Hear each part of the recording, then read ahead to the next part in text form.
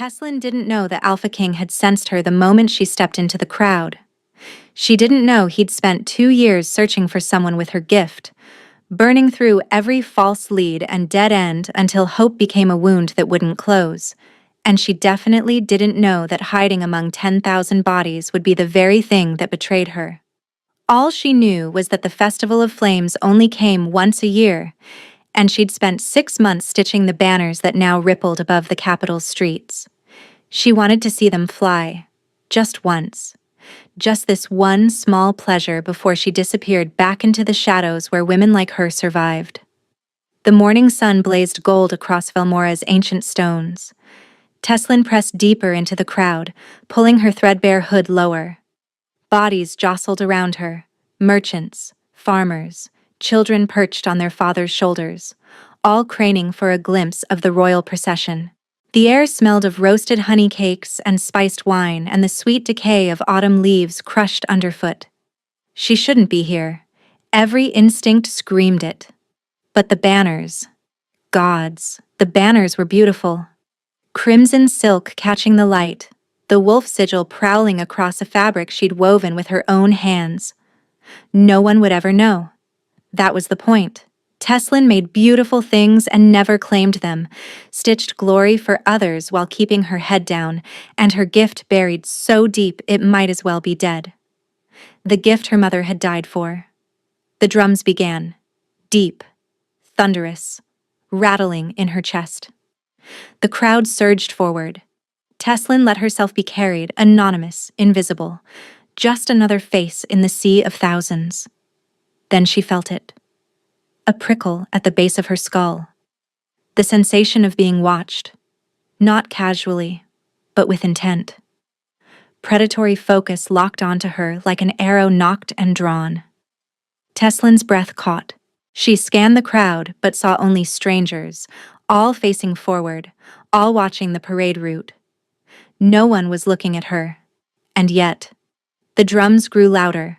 The first riders appeared at the far end of the avenue, armor gleaming, wolves embroidered on their cloaks. Behind them, a figure on a midnight black stallion.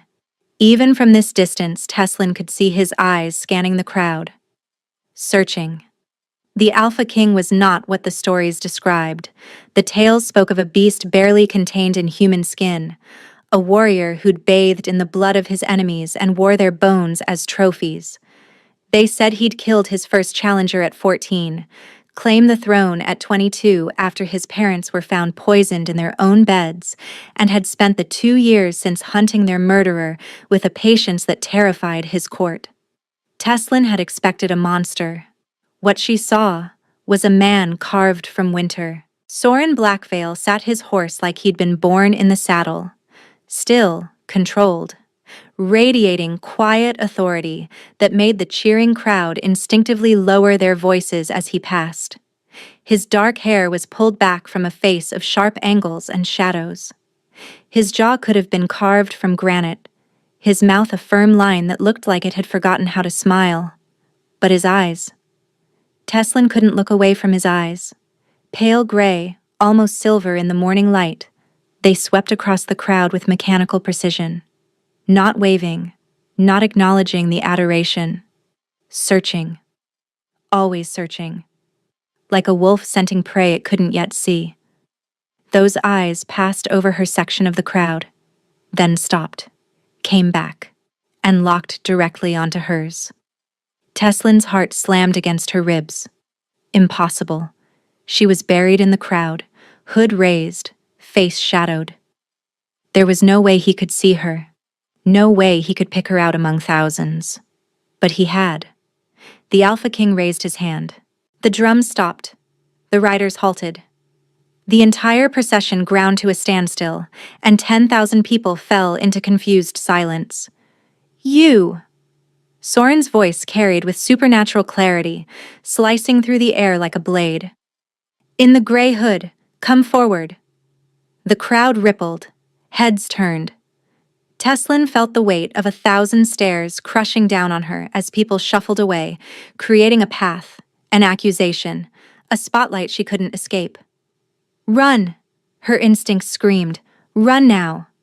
But her legs wouldn't move. Something held her frozen. Not fear, not exactly. Something deeper. A hook buried in her chest, pulling her toward him against every shred of common sense. Soren dismounted in one fluid motion, tossing his reins to a guard. The crowd parted before him like water around stone. He moved with a predator's grace, each step deliberate, unhurried, and absolutely certain. He stopped 3 feet from her. Up close, he was overwhelming, taller than she'd realized, broader. The silver in his eyes wasn't cold.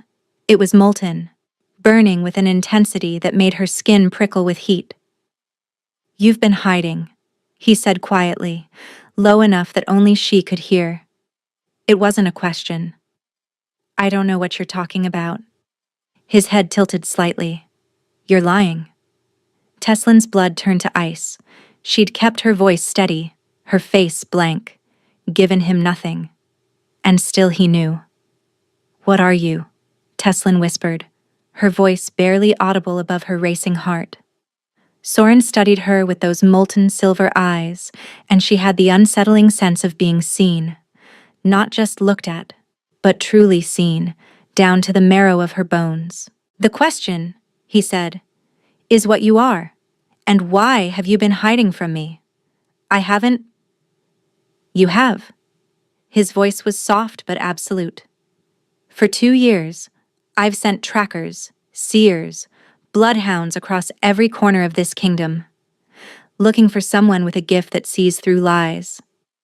A gift that runs in bloodlines, passed from mother to daughter." His eyes searched her face. "Your mother was Alesta of the Weaver's Quarter. She burned when you were 12 for the crime of exposing a lord's false testimony in open court." Teslin couldn't breathe. No one knew that name. She'd buried it, buried everything, become someone new in a city that didn't know her face. "You're wrong," she managed. "I'm not, and you know it." He stepped closer, and the crowd had backed so far away they might as well have been alone. "I know what you see when people lie, the shadows that crawl across their skin, the way truth glows bright and falsehood dims like a dying flame." Her hands were shaking. "Who told you?" "Your mother did. 15 years ago, before I had any use for such information." Something flickered across his face. Grief, maybe, or the ghost of it. "She came to my father seeking protection. He turned her away. He didn't believe her gift was real. And then she died for it." "Yes." Soren didn't flinch from the accusation in her voice. "A failure my family has never corrected. Until now." Teslin's jaw tightened. "So you stopped a royal parade, exposed me to 10,000 witnesses, to correct your father's mistake? I'll be hunted before sunset, burned before midnight. You've killed me by speaking to me. No one will touch you. You can't promise that." "I can." The steel in his voice made her pause. "Because anyone who tries will answer to me, and I am not my father." The conviction was absolute, but Teslin had learned long ago that powerful men made easy promises and rarely kept them. "What do you want from me?" Soren was quiet for a moment. Around them, the crowd murmured. Guards shifted nervously. The whole parade waited in suspended chaos. He seemed utterly unbothered by the spectacle. "My parents were poisoned 2 years ago, murdered in their sleep by someone in my inner circle. I've interrogated every suspect, followed every thread. Nothing." A muscle jumped in his cheek. "In 3 days, I sign a treaty that will unite the wolf packs for the first time in a century. My enemies know this. They're desperate to stop it. And I am certain, absolutely certain, that the person who killed my parents is still in my court, waiting for the perfect moment to strike again." "You want me to find them?" "I want you to see them. Sit at my side for the treaty negotiations. Watch my counsel speak. Tell me who dims when they claim loyalty, who glows when they promise alliance." His eyes held hers. 3 days. That's all I ask. And then you disappear with enough gold to build a new life wherever you choose. I'll even forge you papers with a new name. A fresh start no one can trace. 3 days. Gold. freedom, a new identity. It was everything she'd spent 14 years dreaming about. And if I refuse, then you walk away now, and I never trouble you again. He stepped back, creating space. I won't force you, Teslin. That's not who I am.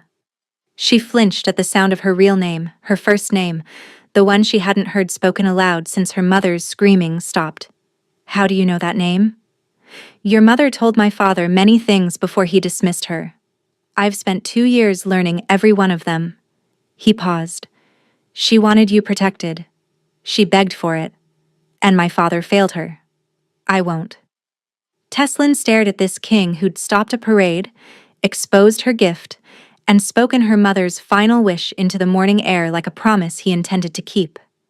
Every instinct told her to run, but her mother's face, half-remembered and seared with flames, whispered something else. Maybe this one is different. 3 days, Teslin said slowly, and then I'm gone. No arguments. No chains. Soren inclined his head. You have my word. Behind them, the drums began again. But everything had already changed. The crowd parted as Soren led her through the festival streets. Teslin felt their stares like brands on her skin, curious, fearful, and hungry for gossip that would spread through Velmora before nightfall. The king stopped the parade for a woman in a gray hood. The king spoke to her like he knew her. The king is taking her to the palace. She would never be invisible again. You've made me a target, she said quietly as they walked. I've made you untouchable. There's a difference. Untouchable until you don't need me anymore. Soren glanced at her, something unreadable in his silver eyes. You think I'd discard you after 3 days? Throw you to whatever wolves come hunting? I think powerful men make promises they don't intend to keep. He stopped walking. The guards behind them halted in perfect synchronization, but Soren's attention was entirely on her. Then let me make one I cannot break. He drew a blade from his belt, not ornate, not ceremonial, just simple steel worn smooth from use. Before she could react, he sliced his palm open. Blood welled up, dark and rich. A blood oath, he said, binding under the old laws. If I break my word to you, if I fail to protect you, fail to release you when our task is complete, fail to give you the golden papers I promised, the oath will take my life. Teslin stared at the blood dripping from his hand. You'd risk death over a promise to a stranger? You're not a stranger. You're the woman I've been searching for. He held out the knife, hilt first. But you need to choose this. I won't bind you without consent. Her hand trembled as she took the blade. The steel was warm from his grip. This was madness. She didn't know this man, didn't trust him, had every reason to believe he'd use her and throw her away like everyone else. But he was bleeding for her, offering his life as collateral. And when she looked at him, really looked, with the sight her mother had died for, she saw no shadows crawling across his skin, only light. Brilliant, steady, unwavering light. He was telling the truth, every word. Teslin drew the blade across her palm. Pain flared sharp and clean. She pressed her bleeding hand to his. The moment their blood mingled, something split open inside her chest. Heat flooded through her veins, rushing from her hand to her heart to every nerve ending in her body. Her vision blurred. For one dizzying instant she felt him. Felt his exhaustion, his grief, his desperate hope, his iron-willed determination to find his parents' killer before more blood was spilled. And beneath all that, wrapped around it like roots around stone, she felt something else. Recognition, like her soul had been waiting for his and hadn't known it until this moment. Soren inhaled sharply. His hand tightened on hers, and she saw her own shock reflected in his eyes. He'd felt it too. Neither of them spoke. The festival noise faded to a distant roar. The whole world narrowed to the place where their palms pressed together, blood and magic and something far older weaving between them. Then Soren released her hand. The oath is sealed, he said, his voice rougher than before. He pulled a cloth from his pocket, tore it in half, and offered her the first piece. Their fingers brushed during the exchange. That spark flared again, smaller but no less electric. Teslin wrapped her palm without looking at him. Her heart was racing, her thoughts scattered, her entire understanding of the world tilting sideways. What was that? She didn't ask. He didn't explain. And somehow, that silence was louder than any words could have been. The palace of Blackvale rose from the cliffs like a snarl of black stone and silver spires. Teslin had seen it from a distance her whole life, a shadow on the horizon, a reminder of power she could never touch. But riding through the gates, flanked by the king's personal guard, she felt the weight of it settle over her like a second skin. You don't belong here. The courtyard was chaos in motion. Servants hauling luggage, warriors sparring near the eastern wall, nobles in silk finery casting curious glances at the hooded woman riding beside their king. Soren dismounted and extended his hand to help her down. She ignored it, swinging off the horse herself. Something flickered across his face. Amusement, maybe. Or approval. Mira will show you to your chambers, he said, gesturing to a woman with silver-streaked hair and kind eyes. Rest. Eat.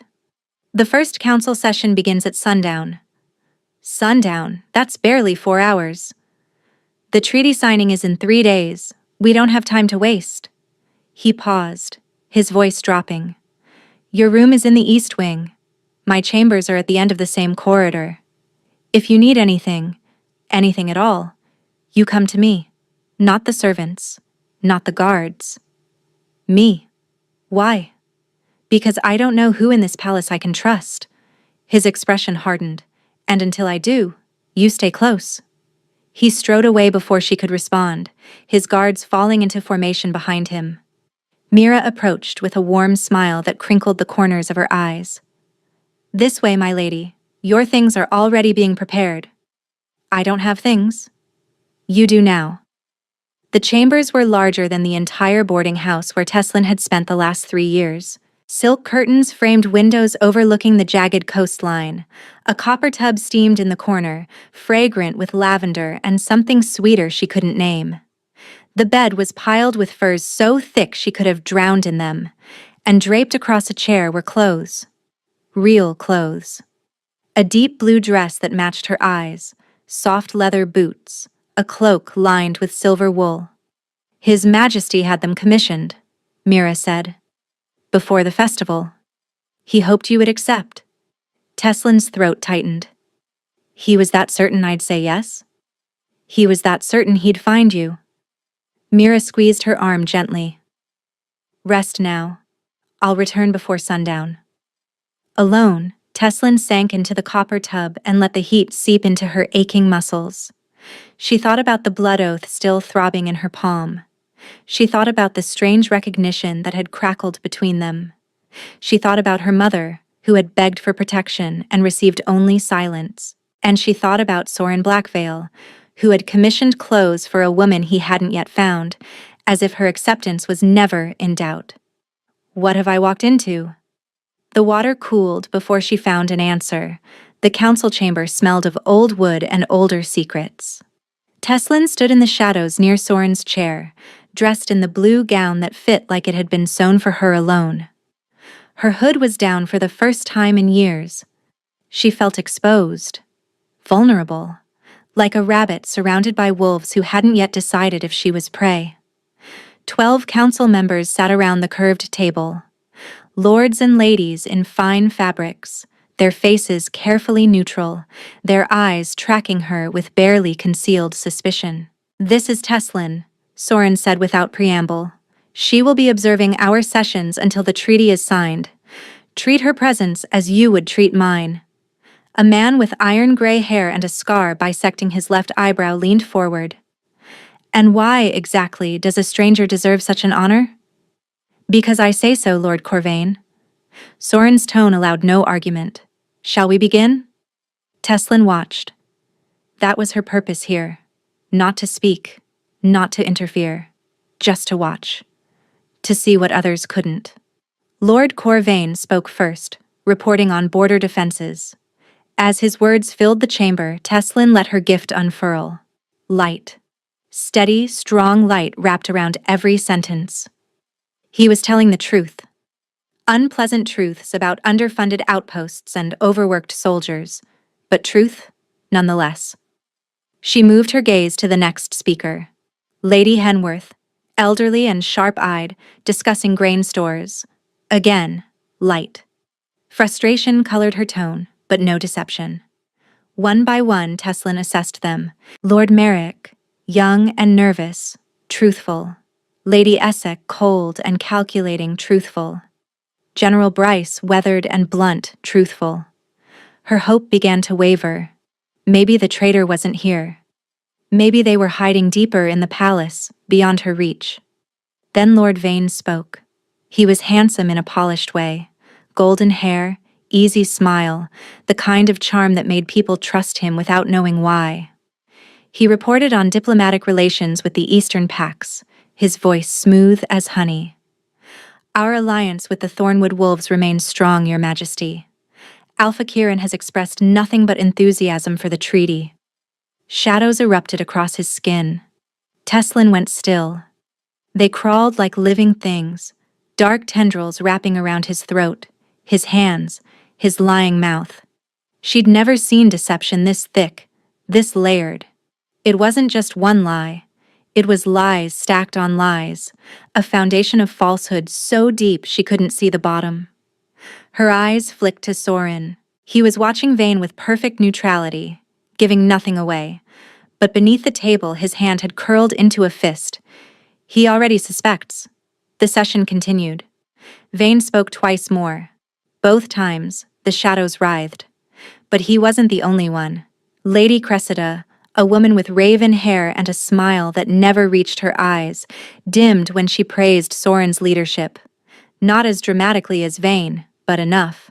And General Aldrich, who had been silent for most of the meeting, flickered with shadow when he mentioned the treaty's security arrangements. 3 of them. At least 3 liars in a room of 12. By the time the session ended, Teslin's head was pounding. Using her gift this intensely was like staring into the sun. She could only sustain it so long before it started to burn. Sorin dismissed the council and waited until the doors closed before turning to her. Tell me. His voice was quiet, controlled, but she saw the tension in his shoulders, the way his fingers flexed with suppressed urgency. Lord Vane, she said. Everything he said about the Thornwood Alliance was a lie, not just misleading, completely false, and layered. He's been lying for a long time. Sorin's eyes darkened. Vane has been on this council since my father's time. He helped negotiate the Eastern border treaties. Then he's been betraying you since your father's time. Teslin hesitated. There are others. Lady Cressida dimmed when she praised you. General Aldrich shadowed when discussing security. 3 traitors in my inner circle. At least 3. I can't see what they're hiding, only that they are hiding something. Sorin turned to the window, staring out at the darkening sky. His reflection was hard, unreadable. Vane pushed hardest for the treaty timeline, insisted we couldn't delay. His voice was soft, almost to himself. He wanted me in that signing chamber in 3 days. The question is why? An ambush? Possibly. Or something worse. He faced her again. Can you tell the difference between types of lies? Political maneuvering versus genuine threat? No. A lie is a lie to my gift. The shadows don't care about motivation. Then we need more information. He moved closer, and she felt that pull again. The bond from the blood oath humming between them like a plucked string. Tomorrow, I'll arrange private audiences with each of them. You'll observe. We'll see what truths we can shake loose. And if we can't shake loose enough in 3 days? Then I walk into a treaty signing not knowing who among my allies wants me dead. He stopped in front of her, close enough that she could see the silver flecks in his gray eyes. Thank you, Teslin, for what you did tonight. I know it wasn't easy. You're paying me. That's not why you did it. She should have argued. should have maintained the fiction that this was purely transactional. But when she looked at him and saw only light, steady, and unwavering, the words died on her tongue. "Get some rest," Soren said quietly. "Tomorrow will be harder." He walked her to the east wing in silence. At her door, his hand brushed hers. Brief, accidental, electric. Neither of them acknowledged it. But Teslin lay awake for hours afterward, staring at the ceiling, feeling the ghost of his touch like a brand on her skin. What is happening to me? The second day's interrogations left Teslin hollow. She'd sat through 6 private audiences, watching Soren question his council members with surgical precision. Lord Vane had been smooth, charming, his lies so polished they almost gleamed. Lady Cressida had deflected with cold efficiency, her shadows deepening whenever Soren pressed too close to dangerous questions. General Aldrich had sweated through his tunic, his deception smaller but no less damning. By evening, Teslin's skull felt like it was splitting open. She found the tower by accident, a narrow spiral staircase hidden behind a tapestry, leading up to a small balcony overlooking the sea. The wind was sharp and cold, carrying salt and the promise of storms. She pressed her palms against the ancient stone and breathed. "You found my hiding place." She turned. Soren stood in the doorway, his formal coat discarded, his sleeves rolled to his elbows. He looked younger like this, more human, less like a king, and more like a man carrying weights no one else could see. "I needed air," she said. "The gift takes a toll." "I know." He joined her at the railing, close enough that she felt his warmth against the wind's bite. "I've been pushing you too hard. You've been desperate. There's a difference." His mouth twitched, almost a smile. "Using my own words against me." They were good words. Silence settled between them, comfortable in a way that surprised her. Below, waves crashed against the cliffs in endless rhythm. "My parents used to come here," Soren said quietly. "My mother loved the view. My father loved my mother. They'd stand right where we're standing and watch the storms roll in." His mouth pressed into a thin line. "I found them in their bed the morning after the spring equinox. They looked peaceful, like they were sleeping. But they were cold. So cold." Teslin's chest ached. "I'm sorry." "Everyone says that. But you?" He turned to look at her. "You actually mean it. I can tell." "Because you can read minds?" "Because I can read you." His eyes searched her face. "You've lost someone too. Someone who died because of what they could do." "My mother." "Tell me." She shouldn't. This wasn't part of their arrangement, but standing here, wrapped in darkness and sea spray, the words came anyway. "I was 12. A lord had cheated a merchant out of his life savings, forged contracts, false witnesses, the whole weight of nobility against a common man. My mother couldn't stay silent. She stood up in the market square and told everyone exactly what she saw. The shadows crawling across the lord's skin, the lies dripping from his tongue." Teslin's voice hardened. "They burned her 3 days later. Made me watch." Soren's hand found hers on the railing. She should have pulled away. Should have maintained the distance that had kept her alive for 14 years. Instead, she turned her palm up and let his fingers intertwine with hers. "I've been searching for you for 2 years, he said, his voice rough. "Not just for your gift. For you. The woman who survived what you survived and still chose to help a stranger find justice. I chose gold and freedom. You could have found those other ways. Safer ways." His thumb traced circles on her wrist, and her pulse stuttered. "You chose this. You chose to look at my counsel and see their lies. You chose to stand beside me even though every instinct told you to run. Maybe my instincts are broken. Or maybe they're finally right." He was so close. Close enough that she could see the silver shards in his gray eyes, the faint scar along his hairline, the way his breath caught when her gaze dropped to his mouth. "Soren," she whispered. "A warning. a question, a surrender. Tell me to stop? His voice was strained. Tell me this is just a transaction and I'll walk away. I'll honor our deal and never speak of this again. She should say exactly that. Instead, she rose on her toes and kissed him. Soren made a sound, something between relief and desperation, and his arms wrapped around her, pulling her against him. He kissed her like a man starving, like she was air and he'd been drowning, like every wall he'd built was crumbling and he didn't care. When they finally broke apart, both gasping, his forehead pressed to hers. The bond? He breathed. During the blood oath. You felt it. Yes? Do you know what it means? I'm afraid to ask. It means you're my mate. The one I've been waiting for my entire life without knowing it. His hands framed her face. But I meant what I said. When our task is complete, you're free. The bond doesn't trap you. I won't trap you. Teslin's heart hammered. Ask me again, after we find your parents' killer. After I've had time to think. And if you still want to leave? The pain in his voice broke something open inside her. Then you let me go, she whispered. And I spend the rest of my life wondering what could have been. He kissed her forehead, soft and achingly tender. I can wait. For you, I can wait forever. The assassin came on the third night. Teslin woke to a hand clamped over her mouth and a blade pressed against her throat. Scream and you die, a voice hissed. Male, familiar. She couldn't place it in the darkness.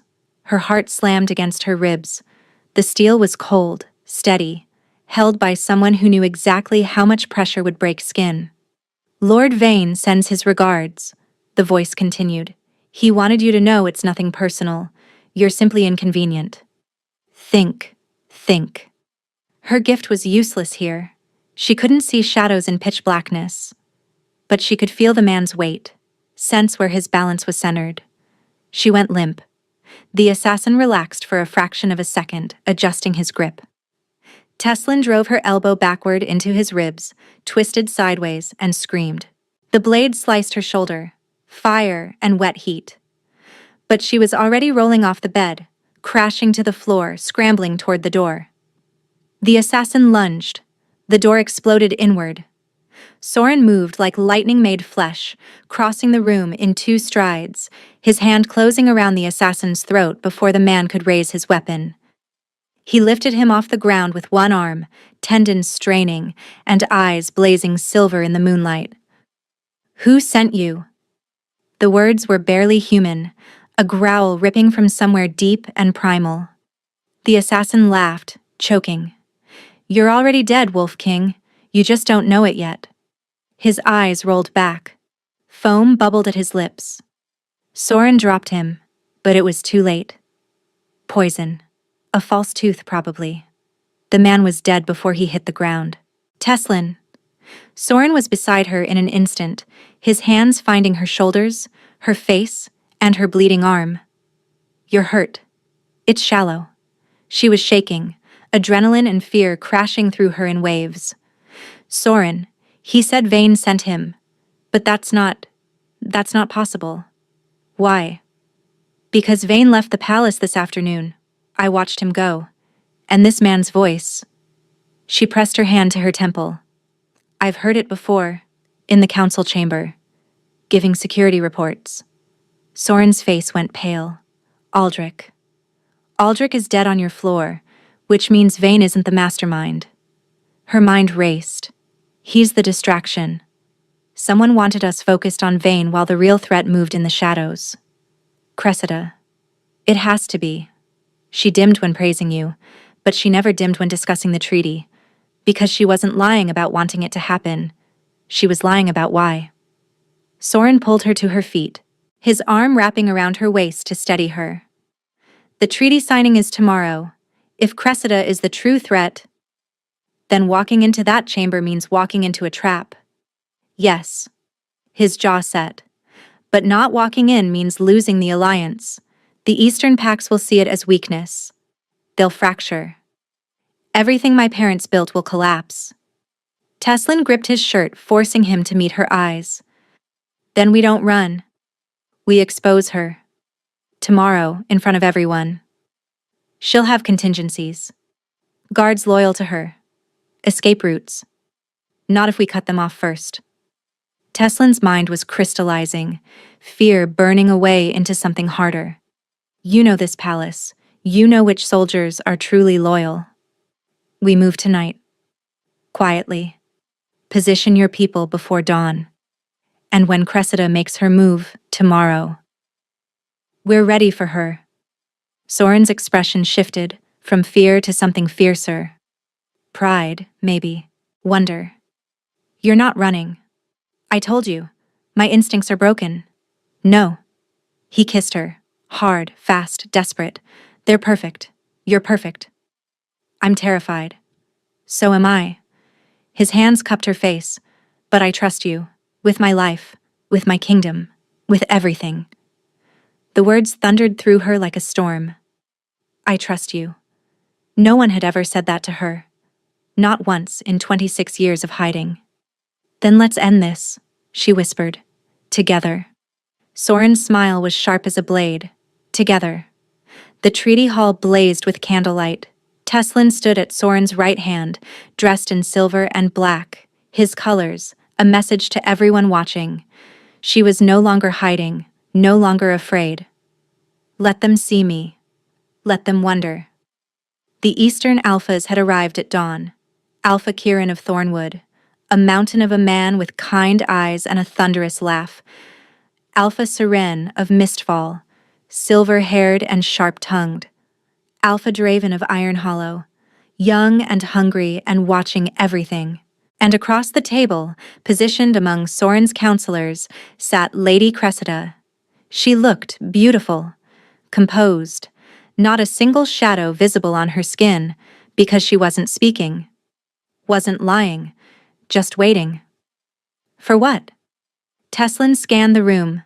Soren's loyal guards stood at every door, positioned exactly where they'd planned. But Cressida had her own people scattered through the crowd. Teslin had identified 3 by the way they kept glancing toward their mistress. The ceremony began. Formal words. Ancient vows. Soren's voice rang clear and strong, promising alliance, promising peace. Cressida rose to speak. Before we seal this historic moment, she said, her smile serene, I must address a concern that weighs on us all. Here it comes. Our beloved king has recently taken counsel from an outsider. A woman with unnatural abilities. A woman whose mother was burned for witchcraft. Cressida's eyes found Teslin's.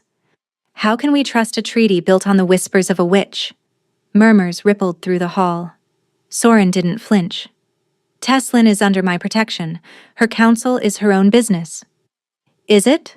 Cressida produced a scroll.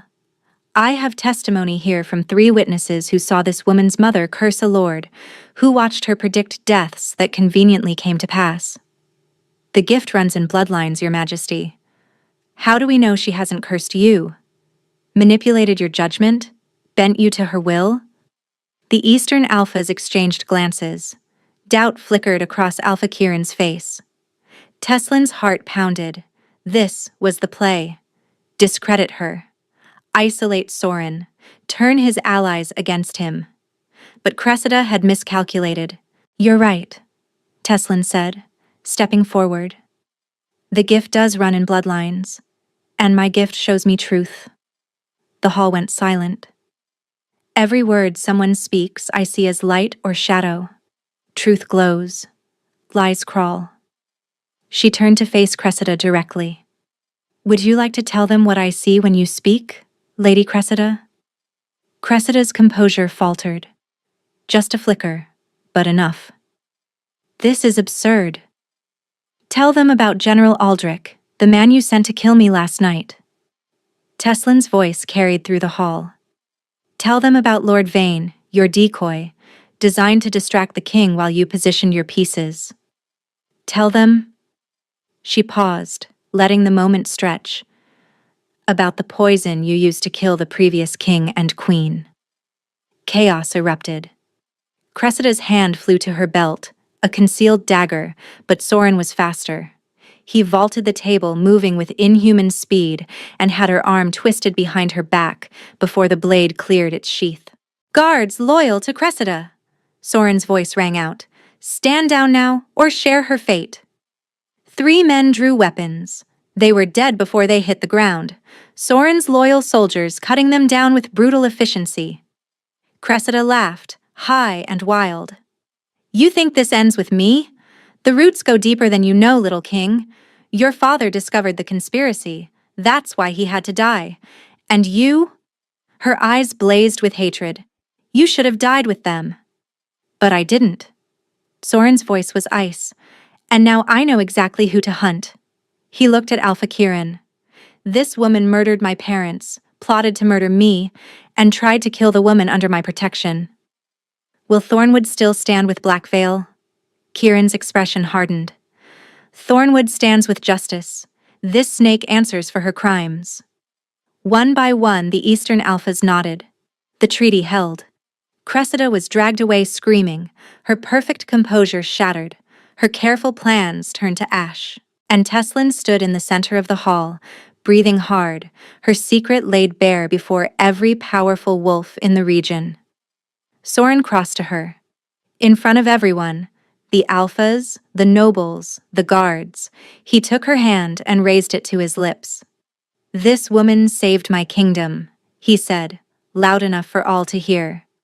"She will always have my protection and my gratitude." But his eyes said something different. "Stay. Please stay." The hall erupted in cheers.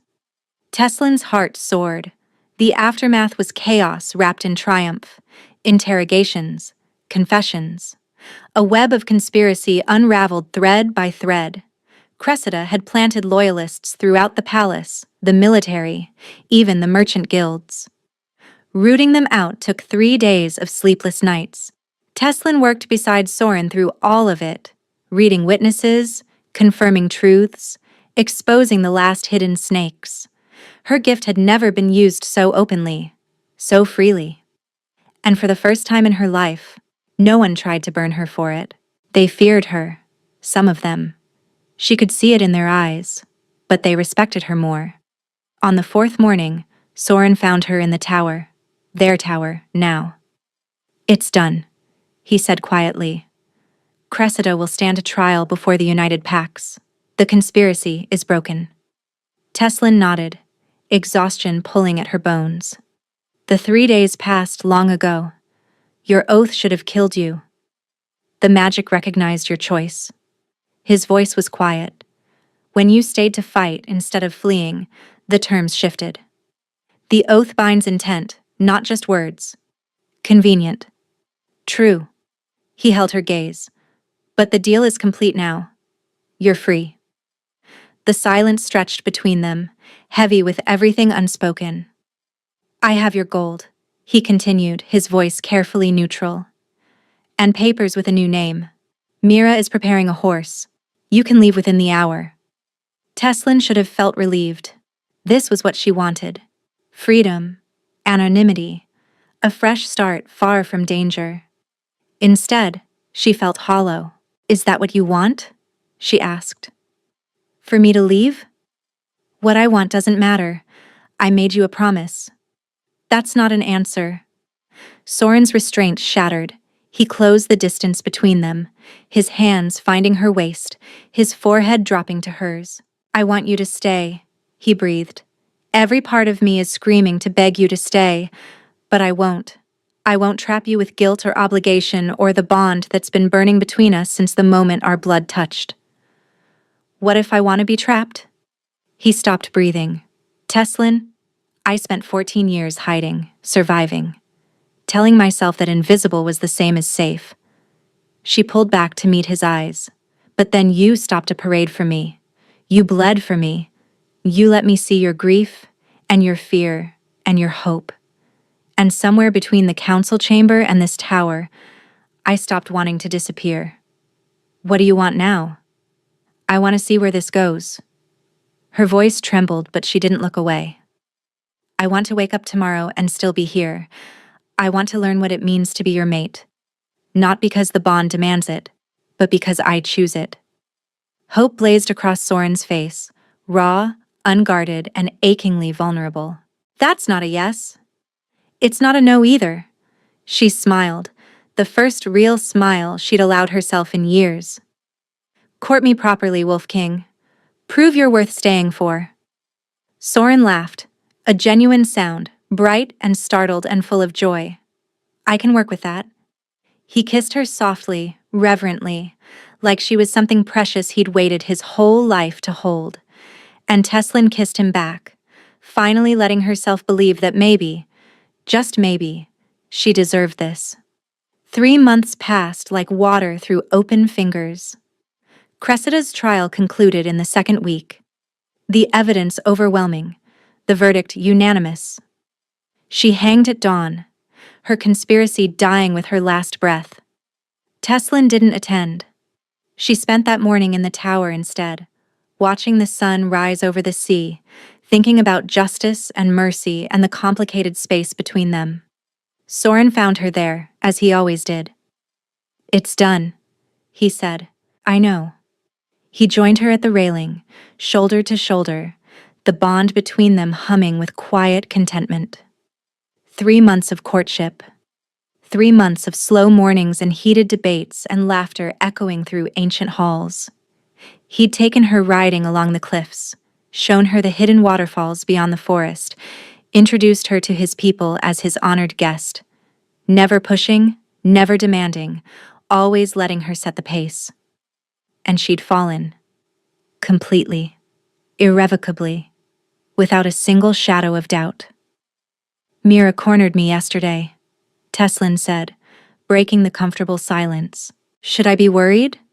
She told me you've been impossible lately, distracted, smiling at inappropriate moments during council meetings. Soren's ears reddened. I have no idea what she's talking about. She also said you've been driving the jeweler mad with revisions. Something about a ring that has to be perfect. The flush spread to his cheeks. Mira talks too much. Teslin turned to face him, her heart pounding. Were you ever going to ask? Or were you going to revise that ring into oblivion? I was waiting for the right moment. And when would that be? When I was certain you wouldn't run. His voice dropped. When I knew you wanted this as much as I do.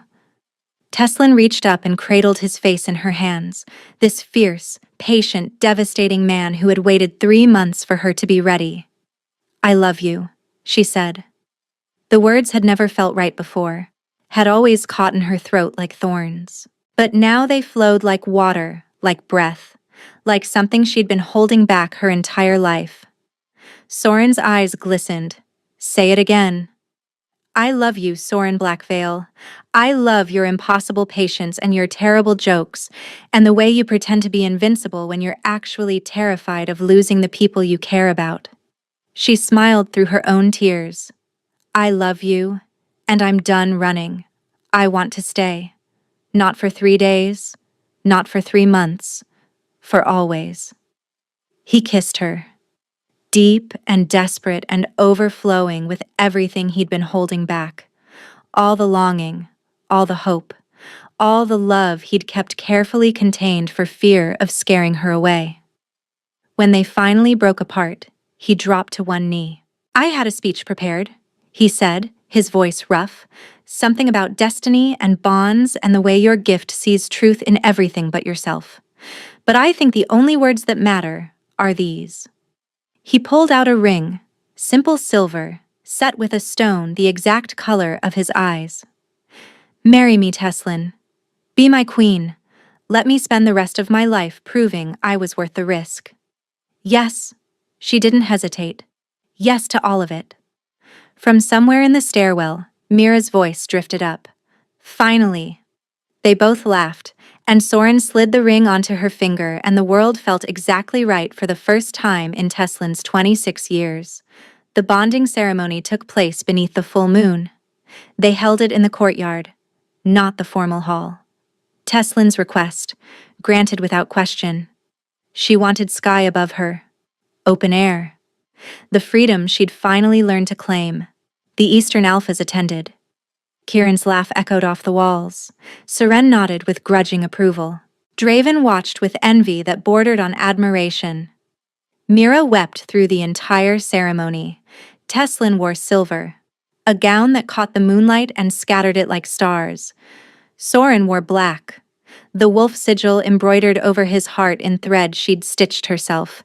Her hands, her work, finally claimed. The vows were ancient, but they'd written their own additions. "I choose you," Soren said, his voice carrying through the silent courtyard. "Not because the bond demands it, not because duty requires it, but because you are the bravest, most stubborn, most extraordinary person I've ever known. And I would choose you again in every lifetime." Teslin's throat tightened. "I spent my whole life hiding, surviving, believing I didn't deserve to be seen." She looked at him, her king, her mate, her home.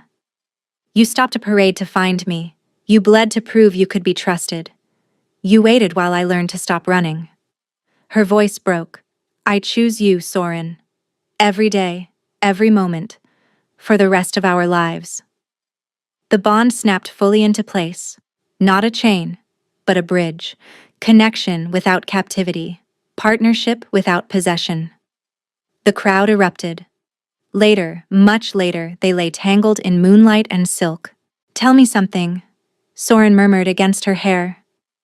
"Something I don't know." Teslin smiled. "The morning of the festival, I almost didn't go. Told myself it was too dangerous. That I should stay hidden like always." "What changed your mind?" "The banners. I'd spent 6 months stitching them. I wanted to see them fly. Just once." She traced the scar on his palm, the blood oath that had started everything. "I thought I was invisible in that crowd. Just another face among thousands. You were the only face I saw." "I know." She pressed a kiss to his chest. "You stopped a parade for me. I'd stop the world for you." "You already did." They fell asleep like that, wrapped around each other, the bond humming between them, the future stretching bright and unafraid. Teslin had tried to blend into the crowd, certain that invisible was the same as safe. She'd been wrong, and she'd never been more grateful for anything in her life. Where are you listening from? I'd love to hear from you in the comments below. And if this story touched your heart, please subscribe. It's free, and it helps more people find these tales.